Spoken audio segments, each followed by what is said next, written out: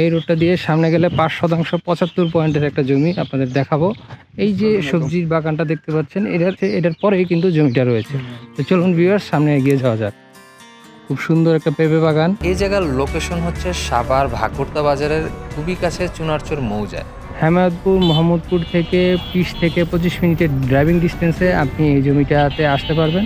এই যে মেইন রোডটা দেখতে পাচ্ছেন, 40 ফিটের মেইন রোড থেকে 300 ফিট ভিতরে 14 ফিটের রোডটা দিয়ে গেলে কিন্তু আজকের জায়গাটা রয়েছে।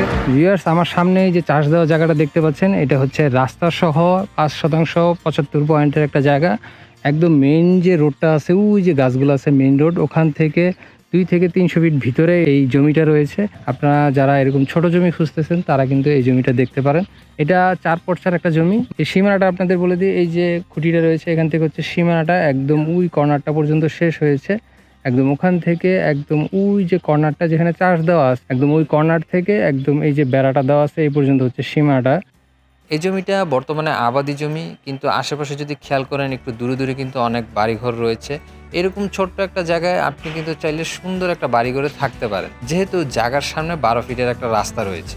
এখানে প্রতি শতাংশ 5,20,000 টাকা করে মালিক চেয়েছেন।